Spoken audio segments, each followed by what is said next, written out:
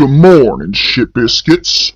Alright, I'll be the first to admit, I don't really give a shit what age demographic watches my videos, cause quite frankly, it's not my responsibility to look after that shit. But to keep the communism of YouTube off my back, I will go ahead and say that if you are under the age of 18, I would not advise you watch these videos, cause these tend to get violent and have a lot of cussing. Again, I personally don't give a fuck. But at the same time, I'm not about to leave myself open for an attack. So, 18 or older, you're cool. Under that, I wouldn't recommend it. Okay! Godzilla vs. King Ghidorah, 1991. Why am I re-uploading this video, you ask? Because my dumbass in editing forgot to put in the fucking outro. Alright, here you go, guys. Okay. Time travel. How the hell are they gonna throw this into a Godzilla film? Don't ask me, they just did it. Is there anything this fucker hasn't done? Alright, Noah. The time has come. Are you ready? We have seen Godzilla and King Ghidorah go toe-to-toe before, but this is the film that basically interwove their destinies together. Are you ready, good Through sir? time and space. What? Through time and space. Pretty much, yeah. Especially with the fucking plot of this movie. Oh yeah, no shit, dude. Alrighty. Yeah, we are taking a look today at Godzilla vs. King Ghidorah from 1991. Noah, go ahead and list off the actors and anyone who's watching this. If Noah sounds a bit off and can't pronounce them properly, his throat has been hurting. Unless you want me to pronounce them for you, dude. I mean, I can try and do it. Yeah, I might not be as loud as usual, so people can properly hear me, though. Alright. Anyways, let's see. We got Kosuke Toyohara as Kinichiro Terasawa. We got Katsuhiko Sasaki as Professor Hironori Mazaki. Yeah. Then after him, we have Yoshio Tsuchiya as businessman Yasuaki Shindo. We got Robert Scott Field as none other than M11, a fucking android. Yep. We also got Anna Nakagawa. Yep. Anna Nakagawa as Emi Kano. Richard Barger as Grinchico. That's a fucking English name. Yep. Because we do have some English characters in this. Mm. Chuck Wilson as Wilson. That's on the nose. Very much so. Megumi Odaka as Miki Saigusa. Yep, okay, I said that right. Yes, you did. We also got, oh god, my fucking eyes. Kichi Kobayashi as Ryuzu Dobashi. Then we also got Tokuma Nishioka as Takehiko Fujio. Kiwako Harada as Chiaki Morimura. Kenji Shihara as Takayuki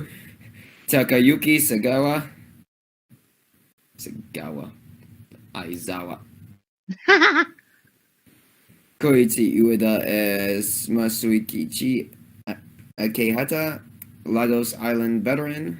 And then, for the exciting bits, we got Kenpachiro Satsuma as Godzilla. Hurricane Ryu as King Ghidorah. And also, you might have already guessed from what we were talking about with the whole plot and probably time-related stuff. Wataru Fukuda as Godzillasaurus, Godzilla's unmutated form. So, Noah, before we get into the main plot, is there anything you would like to explain or talk about? Well, I'm gonna just do a quick reference. You know how people like Back to the Future? Yeah. Well, let's just say apparently, I don't know if when the Back to the Future movies were released, but fuck it. But apparently Toho wanted a slice of that time travel action. Yeah. But it just makes it all the more confusion with the timeline. Yeah. Oh, no shit, dude. It gets ridiculous, trying to explain this shit sometimes. But thankfully, we are here to shed a little bit of light on that. First of all, let's talk about the inspiration and themes behind this movie. Obviously, there's a heavy inspiration from time travel in this film. Yeah, time travel was popular back in the 90s, and Toho decided that in order to make a profit, they would go ahead and bring elements of time travel into it. However, seeing as how Godzilla vs. Biollante, like, it didn't perform badly at the box office, but it didn't perform as well as they wanted it to, they decided, why not? Let's just bring back some of our classic monsters in order to have Godzilla fight them again, and basically just have a better chance of increasing revenue. Yeah. And so thus the decision to bring King Ghidorah into the fray was born. And yeah, it actually worked surprisingly well. And keep in mind, before we get into the main synopsis of this film, be warned, it is like it's not all over the place, but there's a lot of shit happening in this movie, and some people like it, some people don't like it. I personally don't really care as long as the kaiju are dealt with properly. And yeah, let's go ahead and see how director Kazuki Omori actually executed the job. But one last thing before that, oh my god, Yuji Sakai, my man. Look at that gorgeous piece. Shit! No, so is it just me, or does Ghidorah here look like he got even better legs than he does in the movie? Yeah, he does. Alright, so in the year 1991, a team of time travelers goes back in time, being mistaken for an alien UFO. When the Japanese government comes to investigate the UFO, it turns out that the people from the future, who call themselves the Futurians, approach and explain their plan to save Japan from Godzilla, as they claim that Godzilla will soon come back and, due to his nuclear properties, destroy Japan and make it completely uninhabitable. So they decide to go back in time and remove the Godzillasaurus that was mutated into Godzilla from the time stream, and therefore eliminating Godzilla as well as the threat to Japan. However, the Futurians were basically lying pricks, and yeah, they decided, no, we're not going to help you guys. Yeah, we just wanted to get rid of Godzilla so we could drop our own monster on Lagos Island so it can be mutated. And thus King Ghidorah was born, and now they decide to use King Ghidorah not only to destroy Japan, but to rebuild it in their image. Wow, that's a betrayal and a half. And yeah, however, not all hope is lost, as Godzilla is not gone. Because, well, there's a bunch of nuclear waste around at this time, and it just so happens that they accidentally put the Godzillasaurus on top of nuclear waste. How fucking convenient! So now the plot is settled. Godzilla and Ghidorah must battle while Godzilla tries to piece together memories that pretty much aren't even his flooding back into his mind, and this makes Godzilla an even bigger threat than King Ghidorah, wouldn't you believe it? So, it's a vicious cycle. Godzilla's the only thing that can defeat King Ghidorah, but King Ghidorah is the only thing that can defeat Godzilla. So, how exactly is this gonna work? Let's actually save the human aspect of this one, because there's gonna be, with the human part, there is something that is a bit funny, but a bit cruel if you think about it. Yeah, well, dude, honestly, both sides of the equation, the monster action and the human action, they're both really confusing at times, but also extremely fun to watch. Yeah. Alright, so first of all, y'all heard it from Noah first here, folks. We're talking about the monster action. First of all, Godzilla's suit. It is the exact same suit that was in the last film. And honestly, I still don't have a problem with this suit. He's pretty damn kick-ass, as always. And it is also worth mentioning that in canon, this Godzilla is a lot bigger than the last Godzilla. Like, in the last movie, he was 80 meters. In this movie, he's like, what, 120? No, he's just 100. Just 100. Okay. 100 meters tall. My bad. And yeah, he is now 100 meters tall. And he also introduces a new power. The ability to supercharge his atomic breath. To essentially create the precursor to his red spiral ray. Where it has like a purplish flare to it, which is the beam he uses to actually sever Ghidorah's middle head. This is gonna be quickly thrown out the window 2 movies later, but in this movie, Godzilla has a ton of character development, compared to a lot of the other films. It's not the most he's ever had, but damn, dude, do they handle Godzilla's story well. 'Cause, imagine, if you will, one day you're just all of a sudden sitting on your island about to die, and then you're transported to an entirely new place that you have no idea what it is, and all of a sudden your body transforms and mutates into a giant monster, and you start having flashbacks of memories that you never even had flood into your brain. If you don't know what I'm talking about, yeah, there's a bunch of people online who theorize that in order to make the canon of the Heisei series makes sense, that Godzilla's like memories started flooding back to his brain in this instance, and I don't know how the hell that's possible, but we've seen weirder shit in these movies. True. Yeah. And yeah, this actually makes Godzilla a little mentally unstable and crazy throughout the entirety of the film. Yeah, Godzilla in this movie, his head is screwed on so crooked that Godzilla doesn't even know what the hell he is right now. And quite frankly, I don't think he's of stable mind. But yeah, nonetheless, we do still have more, because King Ghidorah, yes, the classic 3-headed golden dragon, returns, not only to be an absolutely amazing kaiju for Godzilla to fight, but he also gets, some people call it an upgrade, some people call it a downgrade, in the form of Mecha King Ghidorah.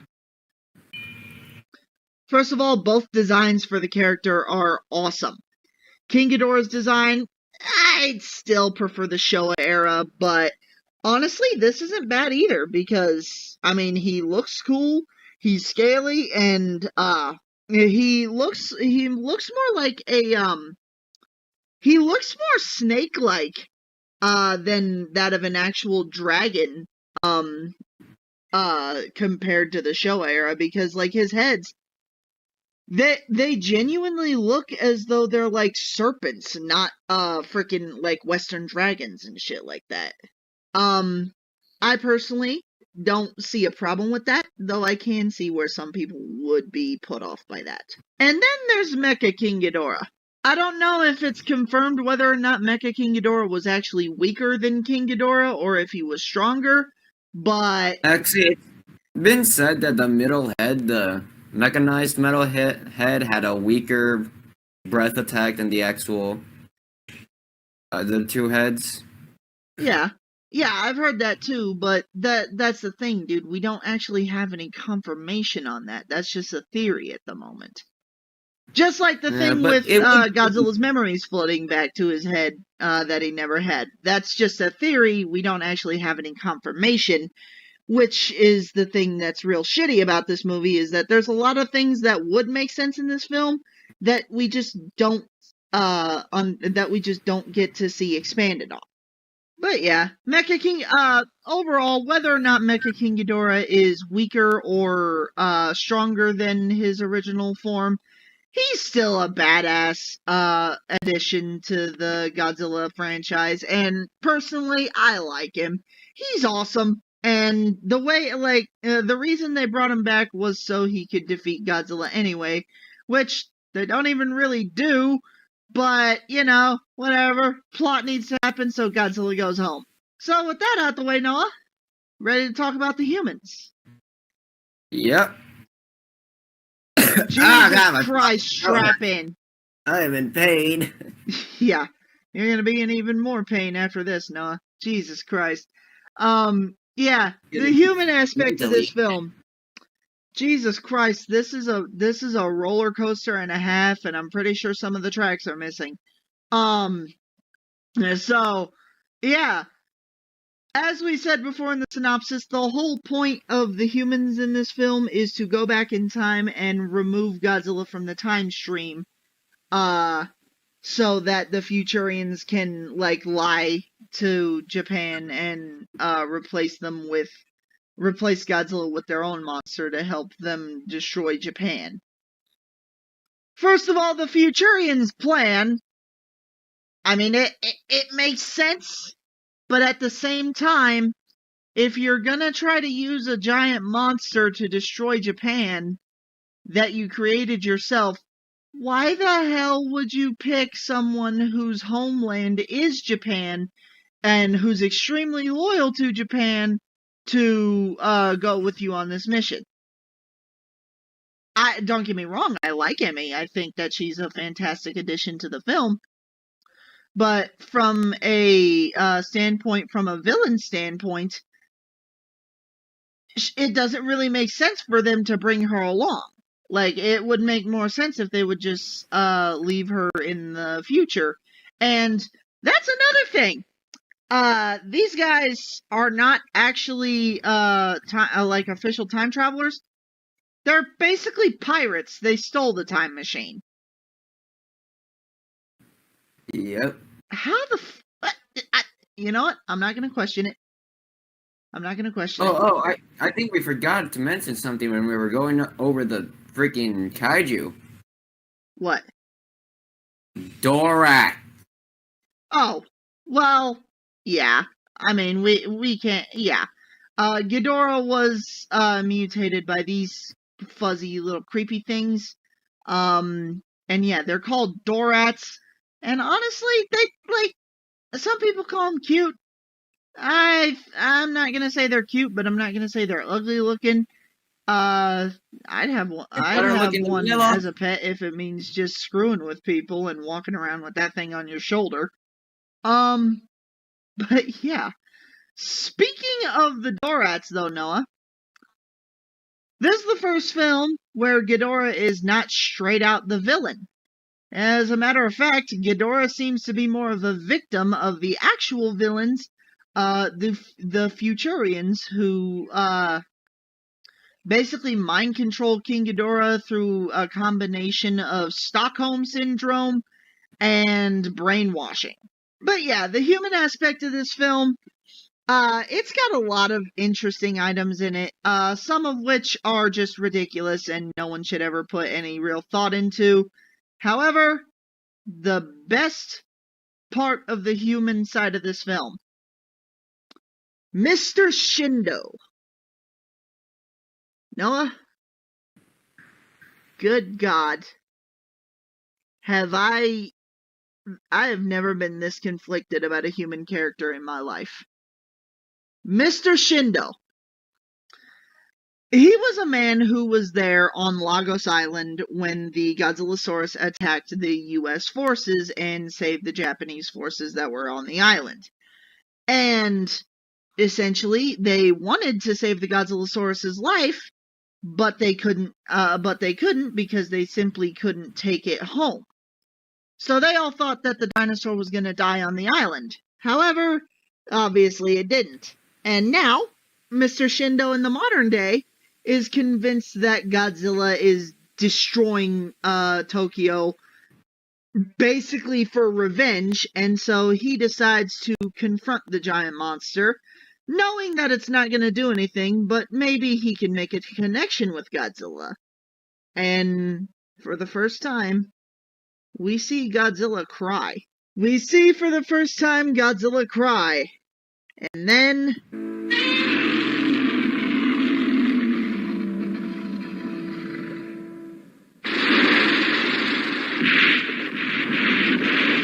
And nobody ever had that kind of treatment from the king. Holy shit.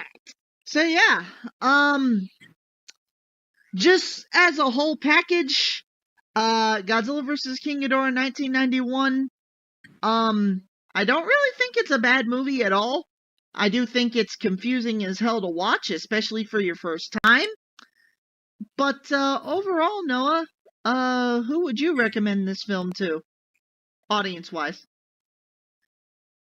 Well, seeing as how, in a way, it does take a more childish way with the whole time travel and pirates, kind of, in a way. Sort of. I would say at least for teenagers, in a way, because I feel like if a kid were to watch this, they would just not understand what the hell is going on. Yeah, no, for real. Any child watching this movie would just stare and be like, "Oh, cool, Godzilla's on the screen, but what the fuck is happening?" And yeah, dude. Okay, audience-wise, definitely sci-fi fans. Anyone who's a fan of science fiction and anyone who's a fan of like time travel plots or futuristic science, you are going to love the shit out of this movie. And frankly, I think it's gonna be one of the more entertaining movies you've watched in your life. Hardcore Godzilla fans, obviously. And believe it or not, action movie fans. I believe they would enjoy this film as well, because granted,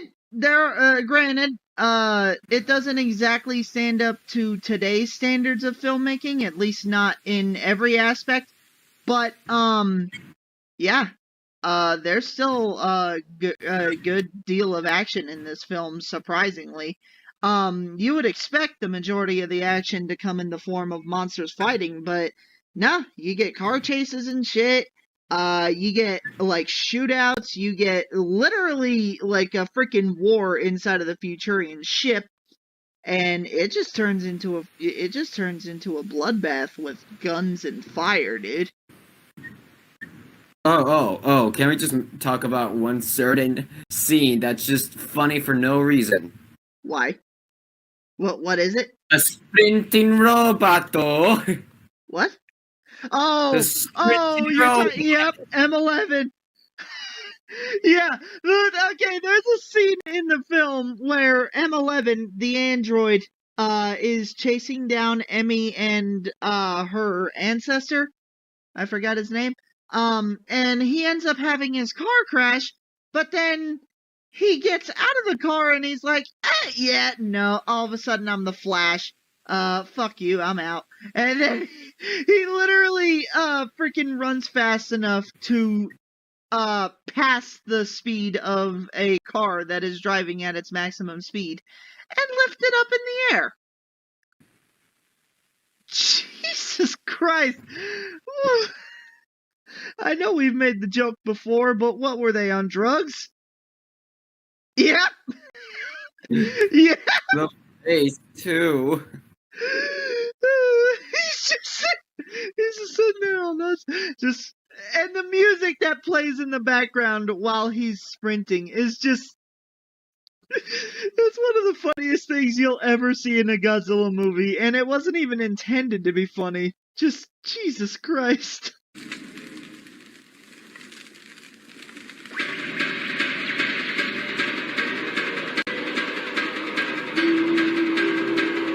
Also, can we talk about one other thing that I'm pretty sure is in this movie? Yes. Is when Godzilla emerges from the sea. Because I just felt like that was just an awesome moment. Just hearing the theme song play as he emerges from the sea going onto land. Yeah. Oh yeah, dude. Freaking Godzilla's reappearance in this film is actually extremely fun to watch. Not only does his reappearance trigger his first fight with King Ghidorah, but just showing off the new look for Godzilla in such a dramatic fashion. It's fun.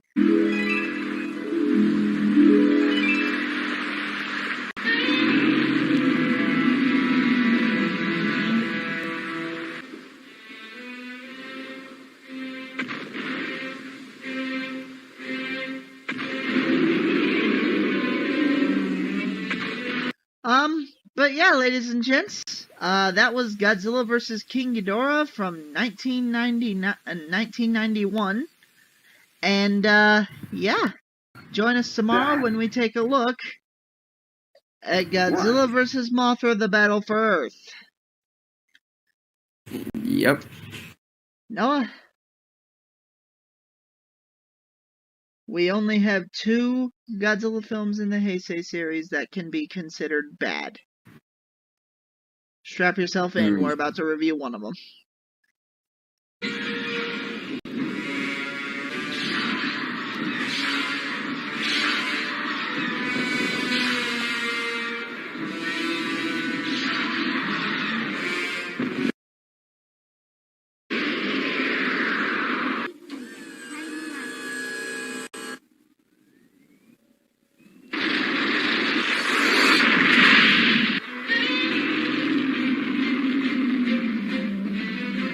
Hello again, ladies and gentlemen. Just a quick reminder before the end of the video, I would like to ask y'all to like, comment, and subscribe if you want to see more videos like this. And if you'd be so inclined, I would not mind it if y'all would share this video with anyone you deem fit.